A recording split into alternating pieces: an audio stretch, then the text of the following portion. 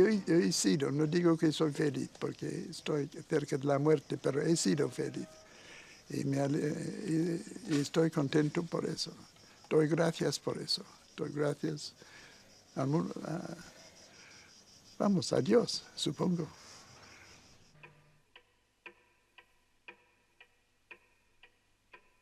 «88 años. Nacido en Malta, de familia inglesa, al cabo de su vida, esta es la voz de uno de los últimos viajeros románticos. La voz de un hombre que quiso conocer todo el mundo, el amor y la poesía, y acabó enamorándose de una tierra lejana con un extraño nombre: las Alpujarras».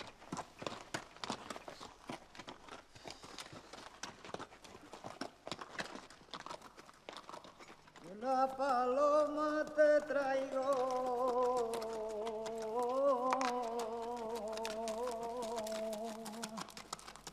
que del nido la cogí.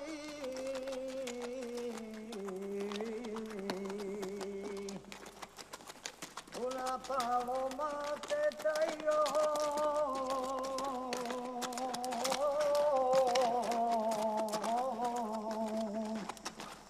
tu madre quedó llorando, y como yo lloro por ti.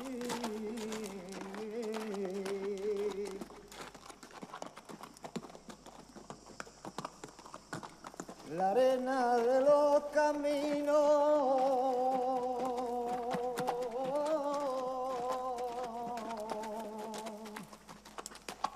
la pisan los caminantes,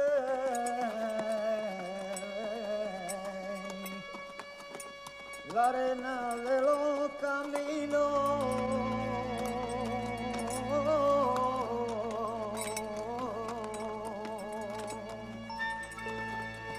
y la hija del sereno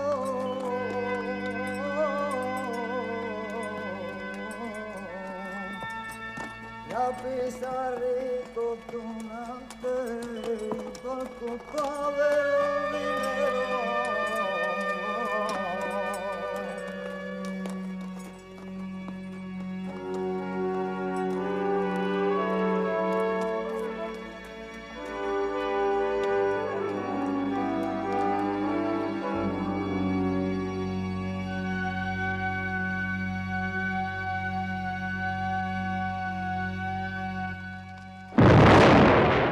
«1914.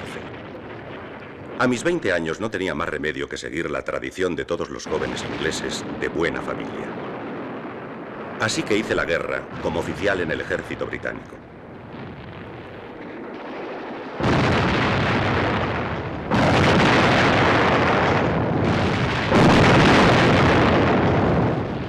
Pero yo quería ser escritor. Sin embargo, era consciente de mi incultura porque mis estudios eran escasos. Así que al término de la guerra, y antes de decidir lo que iba a hacer con mi vida, deseaba pasar unos años inmerso en el modo de vida mediterráneo, leyendo los más de 2000 libros que había reunido. Llegué a España por primera vez en septiembre de 1919. Tenía 25 años. Buscaba una casa en la que pudiese vivir una temporada lo más larga posible, con los muy escasos ahorros de mi paga de oficial. Casi todo lo que sabía sobre este país se reducía a que había sido neutral durante la guerra y, por tanto, imaginaba que la vida resultaría allí barata. Para mí esto era esencial. Aunque parezca mentira, fueron simplemente unas postales de la Alhambra que mi abuela trajo de un viaje suyo y que me impresionaron siendo niño, las que me impulsaron a elegir Granada. Pero allí no conseguí encontrar ninguna casa para alquilar.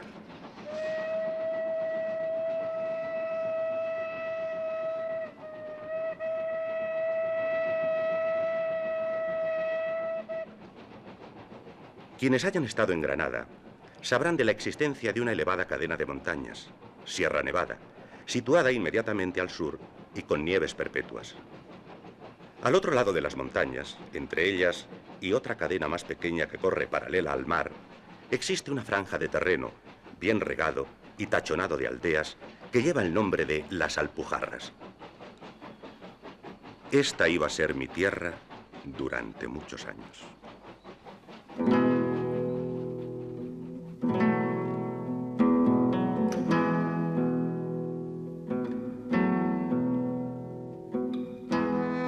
Se puede hablar de dos Alpujarras. La más occidental tiene como centro un pueblo llamado Órgiva.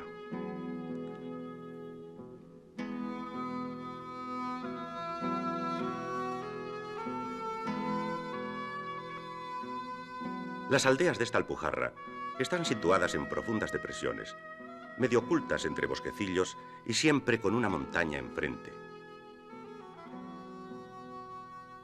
Me parecían cerradas y sin horizontes. Necesitaba algo más abierto, más mediterráneo, para mi quizá tópico punto de vista inglés. Y continué buscando.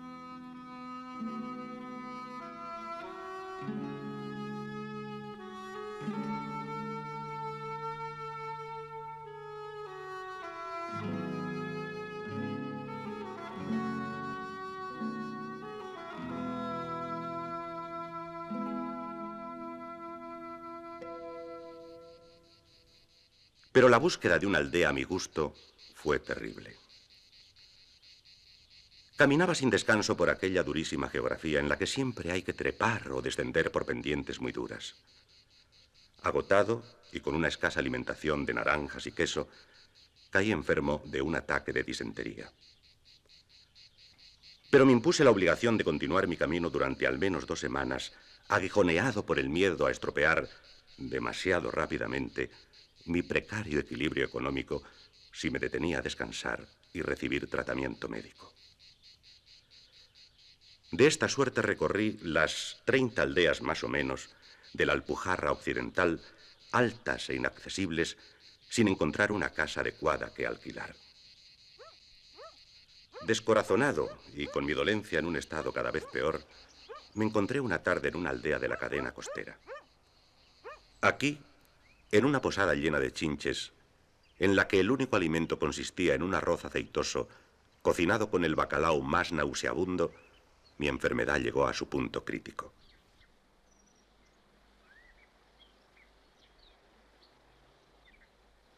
Agotado, llegué al día siguiente a Ugíjar, una pequeña ciudad, cabeza de partido de la Alpujarra Oriental.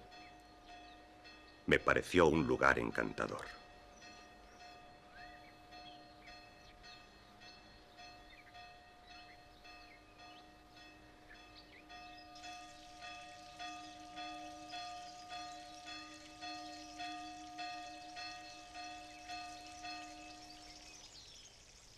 Aquí, en Ugíjar, encontré por fin una posada tolerable, libre de insectos.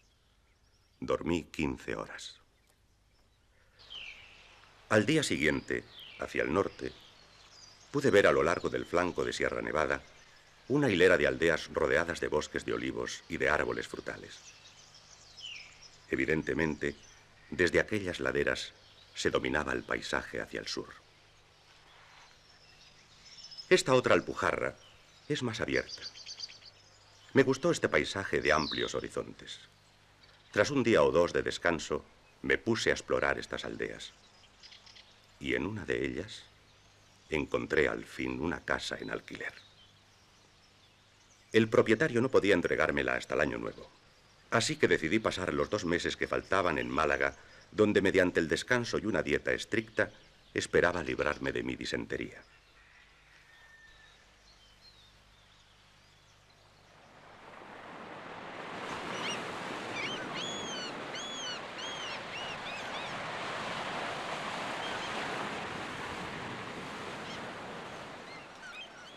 Me puse en camino por la todavía inacabada carretera costera.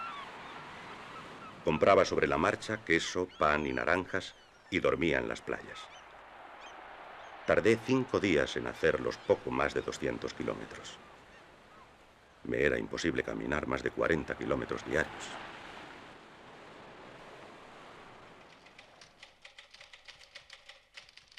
Gerald Brennan, escritor, autor de un libro considerado en toda Europa como la referencia más importante para comprender los antecedentes inmediatos de la Guerra Civil Española. Un libro que en los años del franquismo se pasaba clandestinamente de mano en mano. El laberinto español.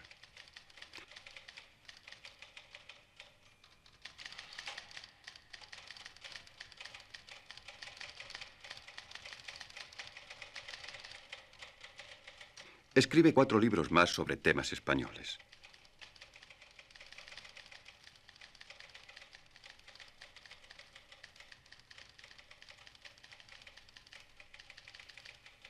En 1957 publica Al sur de Granada.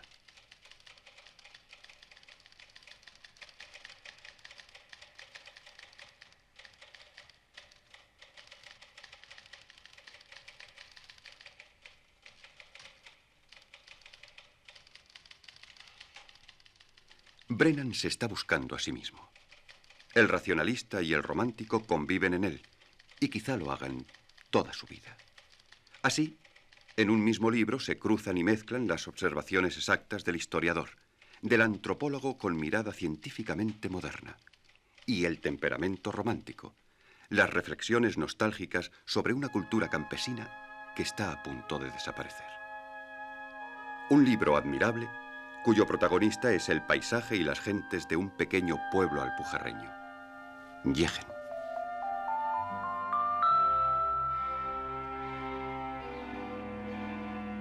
Yegen. Así se llamaba mi aldea. Y no se puede vivir en una aldea española sin sentirse seducido por su vida.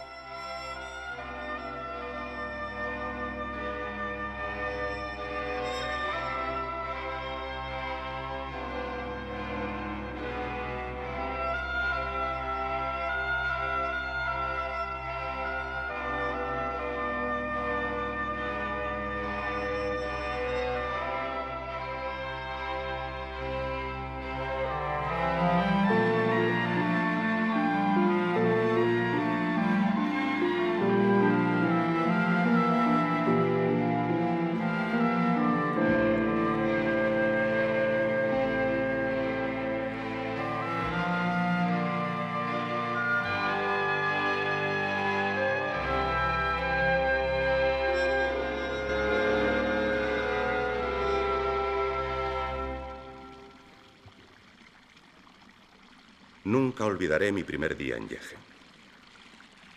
Me trasladé a mi casa en los comienzos de enero de 1920. Ordené mis cosas y comencé a organizarme.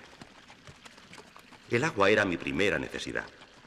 Haciendo acopio de valor, cogí el cántaro de barro y con él en la mano me fui a la fuente. Unas cuantas mujeres con pañuelos anudados a la cabeza y faldas cumplidas y entalladas me miraban y cuchicheaban. La conversación cesó en cuanto llegué y todas se quedaron en silencio. Súbitamente se acercaron, me arrebataron el cántaro, lo llenaron de agua y todas a una lo llevaron a mi casa. Comprendí que había infringido de manera inexplicable las leyes de la aldea al tocar uno de esos objetos femeninos. Probablemente, si me aventuraba a cocinar, cometería casi una ofensa.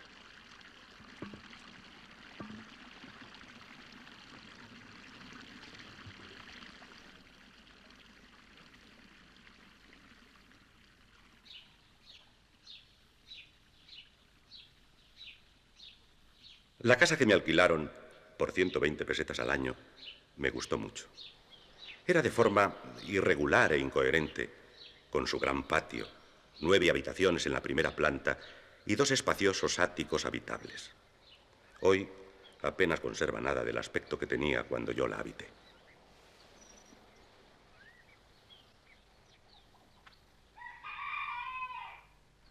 Aquella primera tarde, mientras barría la casa, noté cómo desde las ventanas del otro lado de la calle me observaban unos rostros femeninos que desaparecían tan pronto los miraba.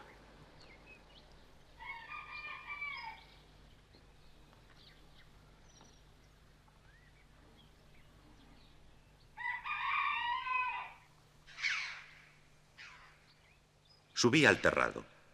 Tras la casa, se elevaba suavemente la montaña en escalones de bancales cultivados, mientras que a mis pies deslizándose por la ladera, se desplegaba la aldea, una aglomeración de grises superficies rectangulares que, vistas desde donde yo estaba, semejaban un cuadro cubista de Braque.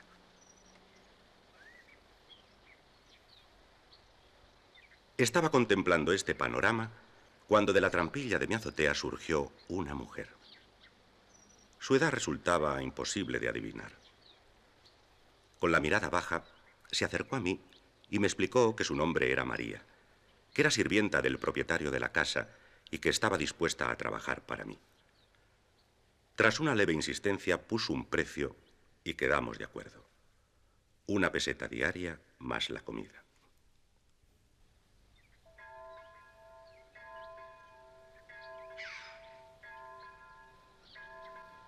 La principal característica de Yegen es su oreada situación.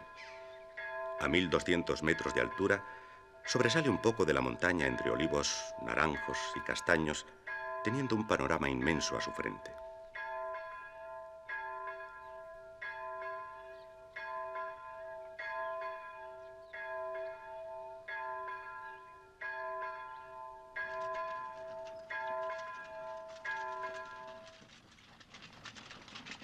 Su población superaba escasamente el millar.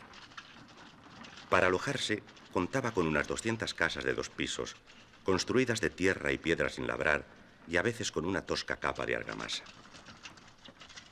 Hoy han cambiado mucho, pero entonces eran casas sencillas, en las que la mayor parte de la vida se desarrollaba alrededor de la cocina baja, del hogar.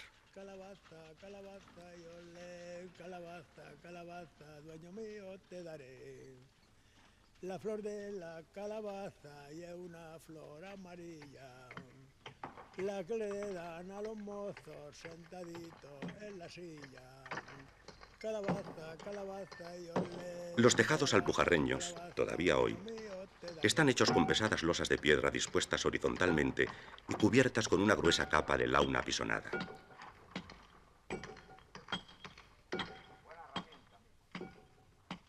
Esta launa es una especie de gruesa arena obtenida a partir de la descomposición del magnesio gris que cubre los barrancos.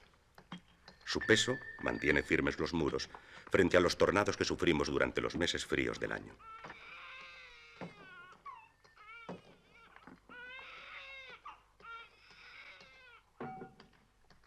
Las calles de las Alpujarras son estrechas, torcidas y empinadas. Y como las casas están encajadas unas en otras y además construidas sobre una vertiente, el efecto, a distancia, es el de una confusa aglomeración de cajas en ascensión hacia la cumbre. Este estilo de arquitectura solo se encuentra en Argelia y en el Atlas marroquí. Puesto que las Alpujarras fueron colonizadas durante la Edad Media por montañeses bereberes, es de suponer que fueron ellos los que introdujeron este tipo de construcción. Con sus casas grises de forma cúbica, pegadas unas a otras, con sus techos de launa planos y sus chimeneas humeantes, aquellos pueblos me sugerían siempre algo construido por insectos.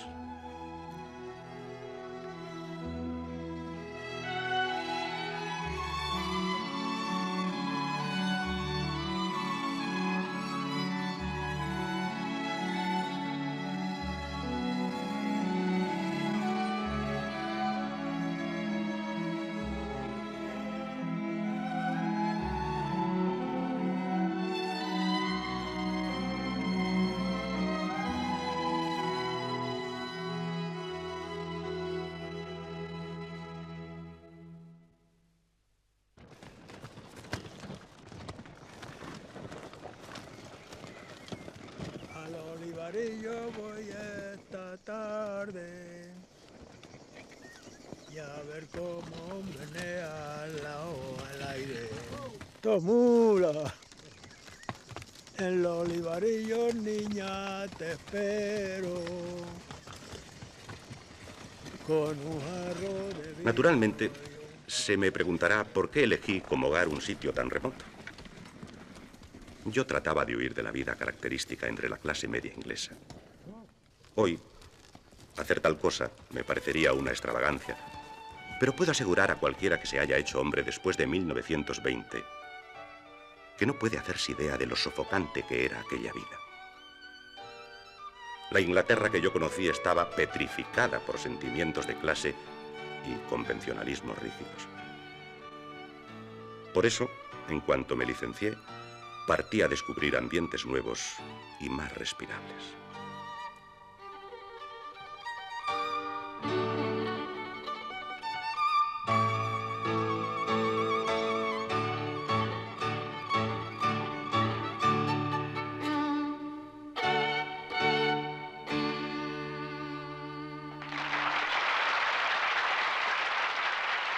Tras casi 2 años en Yegen, Brennan regresa a Londres. Allí vuelve a tomar contacto con el llamado grupo de Bloomsbury, un círculo o tertulia animado, entre otros, por Lytton Strachey y Leonard y Virginia Woolf, un grupo que reunía a lo más brillante de la cultura inglesa de los años 20. Sus valores supremos eran la razón y la verdad. La amistad era sagrada.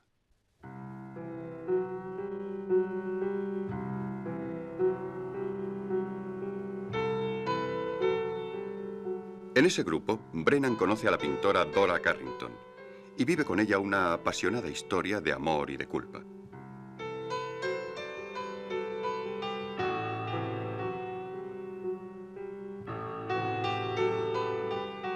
Porque Carrington estaba casada con el mejor amigo de Brennan, Ralph Partridge. Prevaleció, sin embargo, la amistad, y Brennan dedicaría a su amigo el libro Al sur de Granada. Todo esto era una situación impensable en España.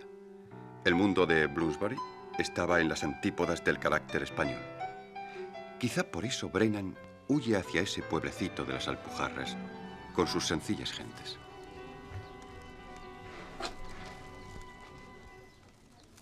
Me inicié en la vida española por mediación de María Andorra, mi sirvienta. Su madre había sido sabia y partera, de forma que establecí contacto con temas del folclore, de magia, con las costumbres aldeanas que entraban ya en un rápido proceso de desaparición. Según María, la carretera y los adelantos habían acabado con todo. Chiquilla, en un instante vamos a enrestrárnoslo a. ¿Verdad? Tenía que haber traído más. A ver, traído. Ya hay bastante. Uy, Ah, qué demonio vale. qué rica la ¿Para qué la has hecho tan larga, demonio? Aún. Escucha. Esta está coja, que Quita. este año no ha llovido. Y está Que no muy podemos brillante, regar. bebé. Que saquemos la Ni simiente. la simiente tampoco. Ni para simiente hay. Pues no sembramos. En aquellos años, mi aldea se interesaba muy poco por los adelantos. Podía haber tenido luz eléctrica y teléfono, pero cuando se tendieron los cables a lo largo de la carretera, se rechazó la oferta de una cabina. El pueblo se preguntó, con bastante razón, ¿para qué vamos a gastar el dinero en una cosa que nadie va a usar? Y es que mi aldea no sentía ninguna necesidad de contacto exterior, porque era casi autosuficiente. Apenas se comía nada que no se criase en la aldea. Los aldeanos tejían y teñían sus propios paños de lana, sus mantas, sus pañuelos de seda y sus colchas. En otras palabras, la economía de una aldea de las Alpujarras no había cambiado gran cosa desde los tiempos medievales.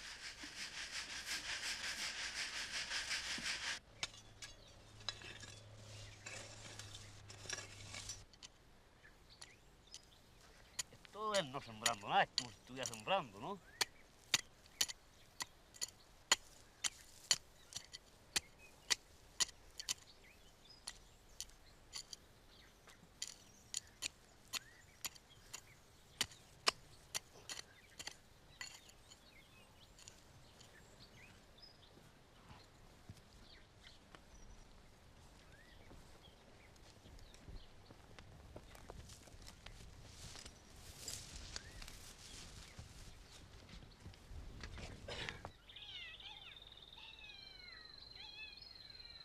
No teníamos sacerdote, carecíamos de médico y nuestra fiesta anual era la más pobre de la comarca. Yegen era una aldea sin prestigio. Pero había una cosa que no nos podían negar. Poseíamos el mayor manantial de la región y el agua de mejor sabor. Los españoles aprecian en el agua no solo la abundancia, sino el sabor. Y el de la nuestra, como si tras el goteo de la nieve derretida hubiera estado reposando su calidad en las profundas rocas cristalinas, era de un sabor particularmente exquisito.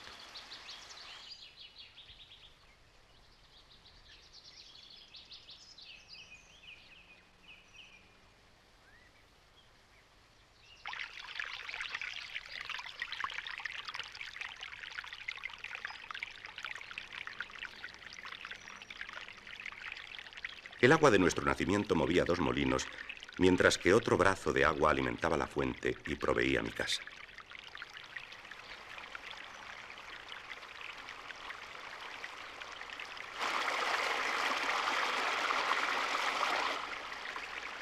Además, el manantial alimentaba el arroyo en el que las mujeres lavaban la ropa.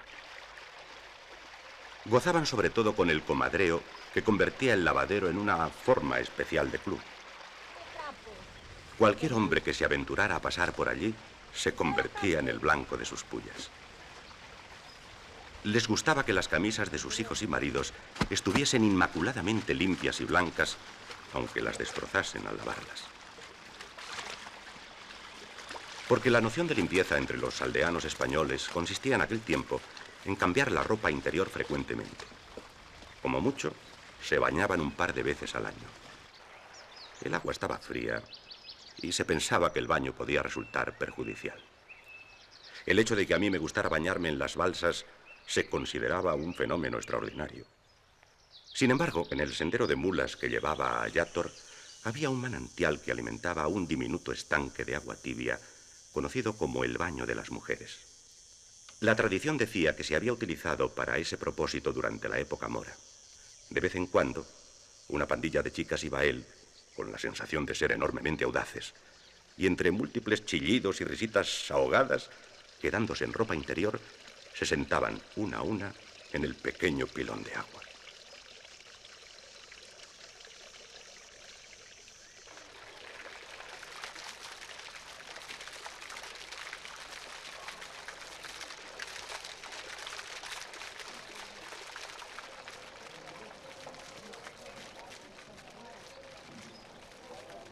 Y las diversiones. No están muertos los pueblos de Andalucía, y excepto en agosto, en que los hombres pasaban fuera toda la noche en la recolección, todas las semanas había baile en una u otra casa.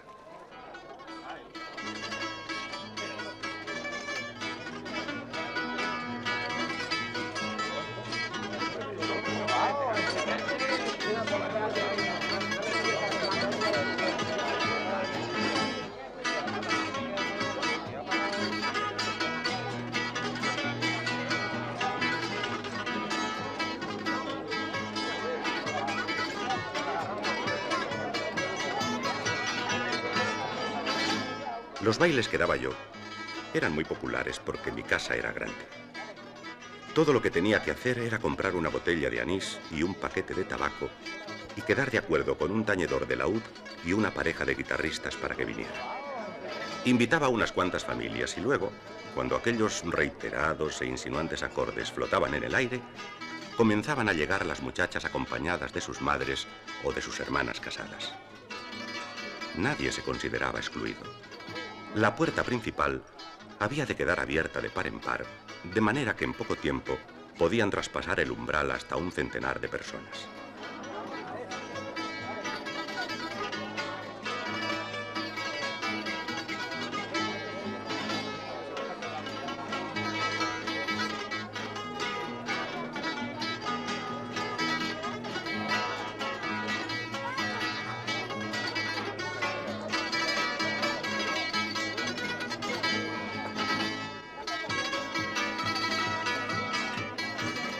Pero ¿dónde estaban los viejos bailes andaluces? Los fandangos, las sevillanas y las malagueñas. En los últimos 12 años habían caído en descrédito.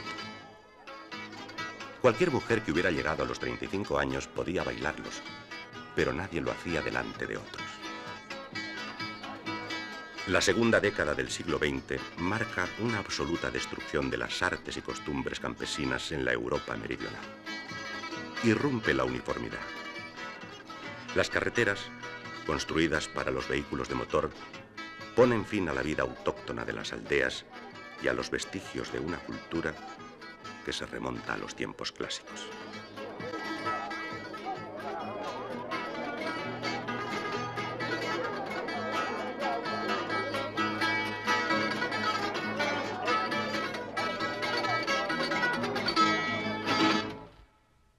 En mi refugio español me visitaron muchos amigos. Lytton Strachey, Hemingway, el pintor Augustus John, Bertrand Russell. Pero hubo dos personas a las que recuerdo con cierta nostalgia en sus largos paseos por los campos de mi aldea: Virginia Woolf y la Carrington. Los alrededores de Jechen me fascinaron siempre. Si abandonamos el pueblo hacia la montaña, en un paseo que yo hacía muy a menudo, a los pocos minutos terminan los olivos y empiezan los castaños, dispuestos como si se tratase de un parque. Allí recuerdo a Virginia como una dama inglesa criada en el campo, esbelta, escrutando la distancia con ojos muy abiertos, olvidada por completo de sí misma en la fascinación por la belleza del paisaje y por la novedad de encontrarse en un lugar tan remoto. Más arriba, el árbol característico es el álamo, que contornea los cursos de agua. En primavera el campo entero se llena de flores y por todas partes corren riachuelos.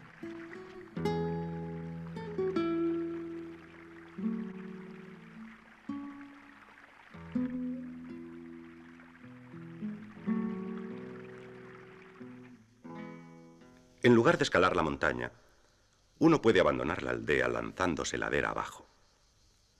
Al dejar las acequias, bordeadas durante la primavera por lirios y pincapervincas, los senderos se hacen más escarpados y adornados con olivos de gran envergadura. Se hacen abruptos rápidamente.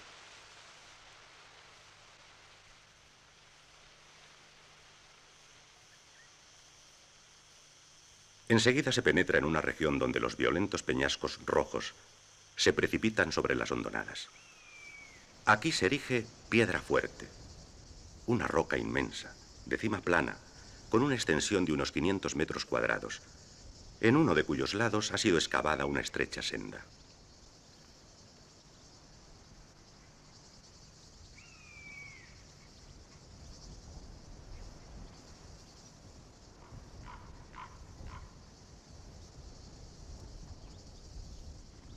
La Piedra Fuerte debió de ser particularmente eficaz para la defensa del pueblo en la antigüedad, e incluso se construyó sobre ella un castillo árabe.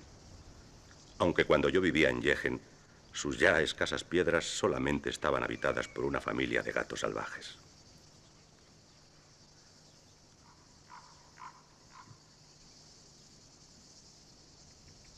Naturalmente, un lugar como este debe estar encantado. En las profundidades de la roca vive una princesa mora rodeada de sus damas y a ciertas horas se puede escuchar sus cánticos mientras trabajan en sus bordados. Sin embargo, dice la leyenda, nunca cantan en Semana Santa ni en ninguna fiesta de guardar por respeto a la Iglesia cristiana.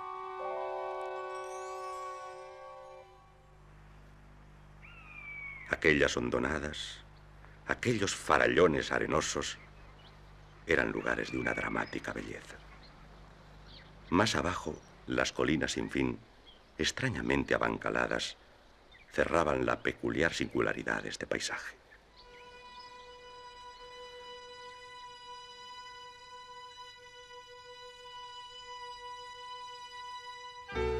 Recuerdo a Carrington, con su caja de pinturas y su caballete, absorta en la contemplación de esta tierra y de mi aldea, que ella pintó impregnándolo todo de su propio mundo interior.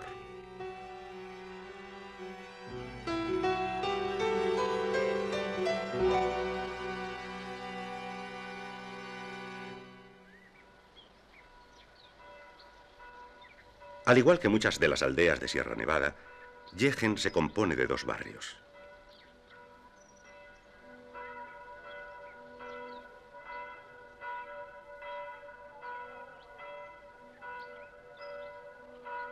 Los extraordinariamente fuertes sentimientos de vinculación a su lugar de nacimiento que tienen los españoles se manifestaban incluso en esto. La gente hacía sus amistades principalmente en el barrio donde vivía. Si tenía que mudarse de casa, procuraban no ir a vivir al otro. ¿Y tú? Yo no tengo. Pues yo sí, yo los tengo enteros. ¿Cuántos tienes? Pues yo no, pues yo tengo, a ver, 0 invisible. Excepto el cura y la mujer del doctor, cuando los hubo, el secretario y yo, nadie en Yegen había nacido fuera del pueblo. Se comprende, pues, que el sentimiento que tenían estos aldeanos de pertenecer a una comunidad cerrada, como una polis griega, estuviera extremadamente arraigado.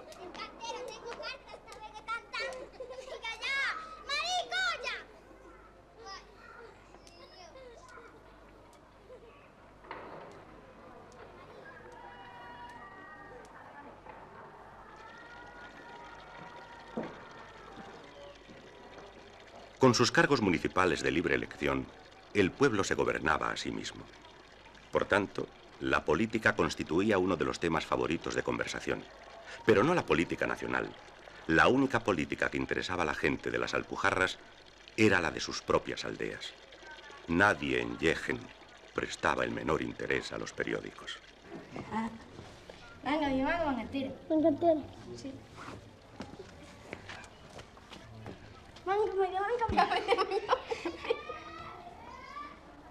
Sin embargo, años después, iba a estallar la guerra civil. Brennan ha vivido todo el desarrollo político español, desde la dictadura de Primo de Rivera, de quien habla con simpatía, hasta el comienzo de la guerra, que va a conocer de cerca trabajando como corresponsal. Brennan no es en absoluto un hombre de izquierdas, pero analiza profundamente la situación e inclina sus preferencias hacia la República.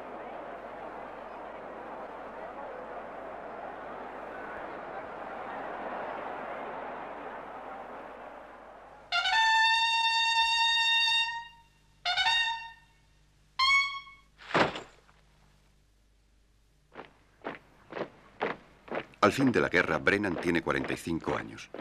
Vive cerca de Málaga. Se ha casado con Gamel Bulsi. Ver el rostro de Gamel era un placer inagotable. Me sentía muy afortunado de tener por esposa a una mujer de una textura moral y mental mucho más delicada que la mía. Con ella volví a visitar a mi vieja aldea. Y como siempre la palabra era serenidad. Lavada por el aire del océano, aislada por los precipicios y la altura, la aldea abrazaba contra sí su propia vida. No había sido posible vivir cerca de una ciudad. Pero aunque me instalé en Yegen a regañadientes, nunca tuve que lamentarlo. Esta aldea y sus alrededores terminaron por gustarme más que ningún otro sitio donde he vivido. Y con el tiempo, llegué a sentirme completamente en mi hogar.